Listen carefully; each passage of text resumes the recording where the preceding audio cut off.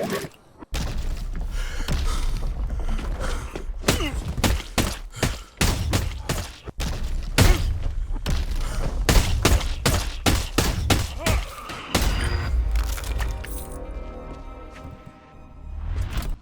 what's up guys? In today's video I'm going to show you the Hulk build for Jacob specifically.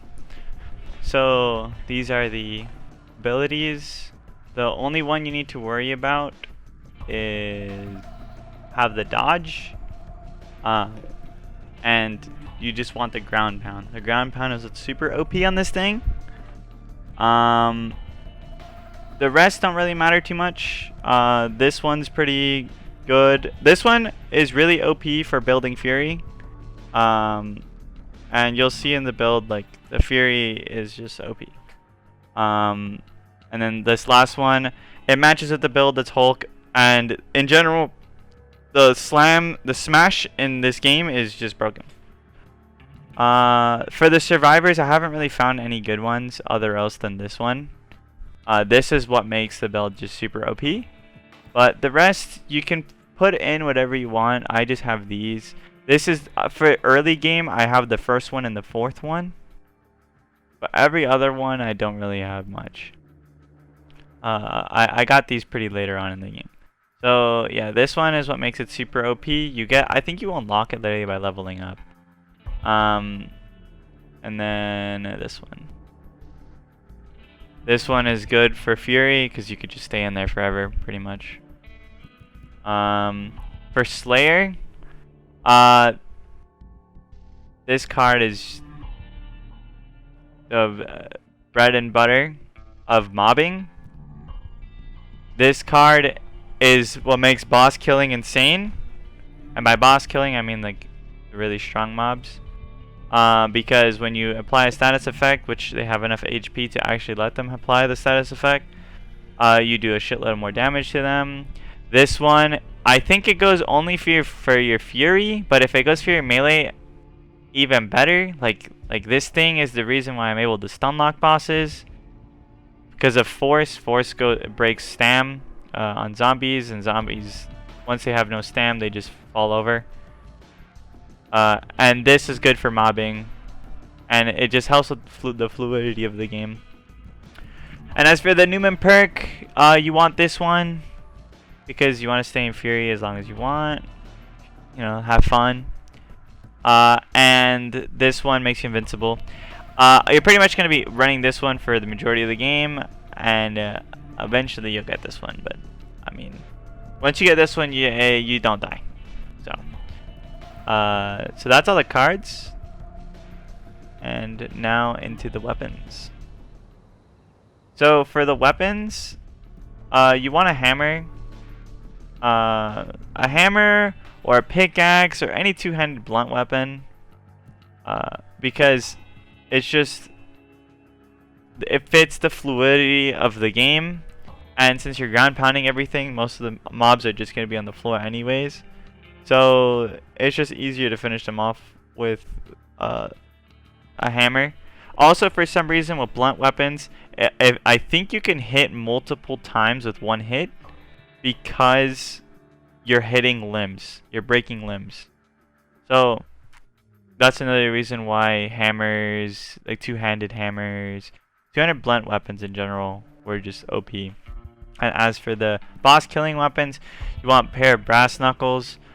I haven't gotten the legendary brass knuckle, but I don't think it's that good. I don't really like elemental effects in this game. I think the physical effects is better because it just feels like there's so much environmental stuff that it's just annoying to have elemental stuff on it. But I don't really like the claws or the crescent blades because they don't have a lot of force to them, and force is what like stuns the bosses. But you know, they're still strong as hell because of the perk Frenzy, which Frenzy rapid attacks trigger critical hits and minor attack speed boost, and the whole build is based around critical hits and how OP critical damage stacks on these things. And paired with Jacob's card, it's just Jacob's card It gets a stackable minor damage boost when attacking in quick succession. Yeah. Landing critical hits in quick succession gives a minor critical damage boost. This effect can stack multiple times, and then killing zombies or landing critical hits regain stamina. And since this game revolves around, or since this build revolves around ground pounding, and ground pounding takes stamina, if you have this weapon, you will have infinite stamina, meaning you can ground pound to your heart's delight. And if you ever feel like you are going to die, because you do not have that perk that makes you fucking invincible, use on the curveballs, you can use the fire suppression device, which you get when you first fight the fire zombies, and that stuns them. You see traumatizes, that's a stun. And then last but not least, you can use the flashbang, which I think you get way later on in the game, and that stuns as well. So I'm definitely missing a lot of curveballs. There's probably more stunning everywhere, but if you stun the mob, they're dead because of the weapon. And then my other weapons that I have fun with is the one you get this by completing the space mission with Sebastian and some other person, and then I have Emma's Wrath, which you get from beating the game. As for, I mean, that's pretty much it. Like, those are the main weapons. So hope you guys enjoy it. Let me show you the perks of the weapons. So those are my perks. For the mod, you can replace that with the uncommons if you're in the beginning of the game. The main focus you want on the brass knuckles is the lightweight perk. The more attack speed you have, the more attacks you put out. And when they're stunned, that's pretty much your time to obliterate them. And then for the hammer, you want a lot of limb damage, you want a lot of force, because the more limbs you break, the more damage you do, more attack speed you get, so on and so forth. Since this one has heavy attacks charge faster, I put empowering. Guardian, I kind of want to remove that one. I should put another mod. I'll figure out what mod I should put, but yeah, that's what I have for that for now. And hope you guys enjoy the killing montage.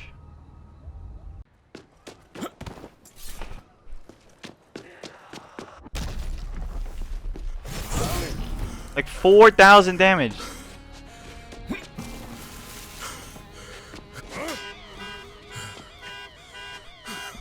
So this is a crusher, right? I go up, ground pound, punch. Now he's vulnerable. He's dead. That's it. And that guy's dead. Slobber. I go up, ground pound. See, his force is nothing. Now he's vulnerable. Dead. I'm not even using my sledgehammer yet. Ground pound, walk up, heavy attack, dodge. And the regular attack is also fine. Like, just 2k damage. Now the slobber. Ground pound. There's no. Boom. That's it.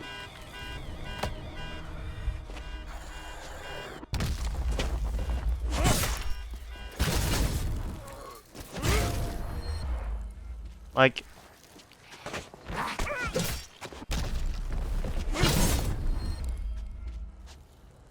this build is so OP that nothing is like a problem. The only thing you need to worry about is the only major thing you have to worry about is when you get overrun, because when you're attacking a mob like this, you see how he has force still?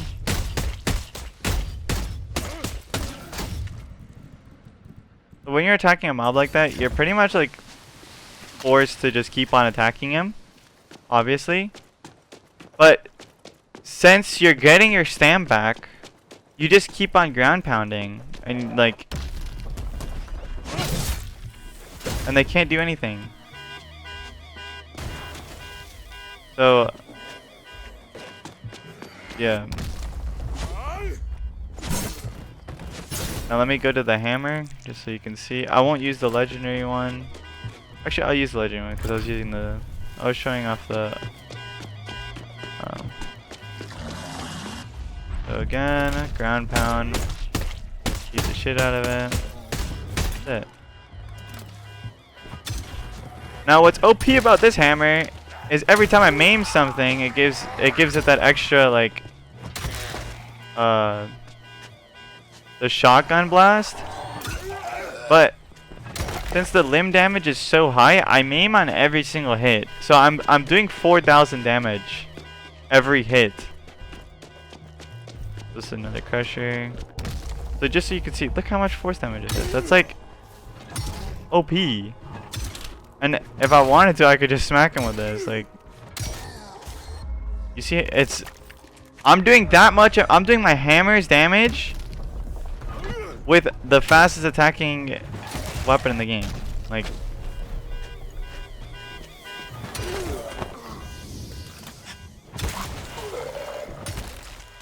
and you can dash around. So this guy. That's it.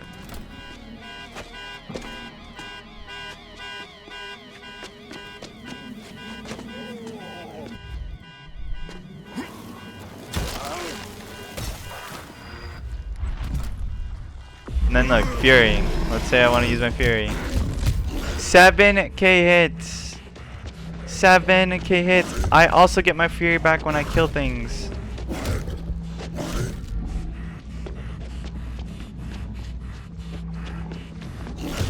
And guess what? I got ground pound on this thing. So he gets obliterated.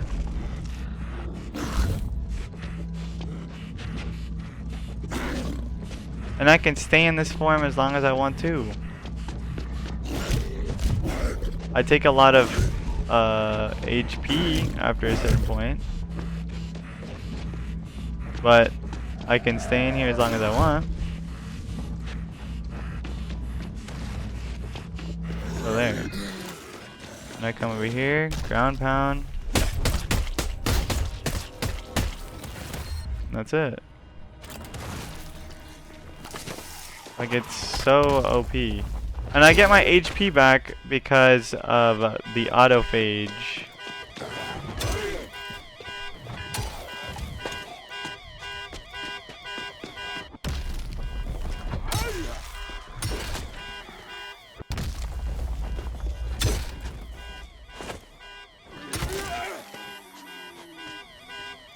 So since we have more than 3 autophage skills, I don't get health regen, but I get health regen when I kill enemies. Hey, look, I have my Fury back. I just used it, and I can keep on doing this forever and ever and ever and ever and ever and ever. Again, for these guys, if you wanted to use this, you could use it. Just because they're annoying.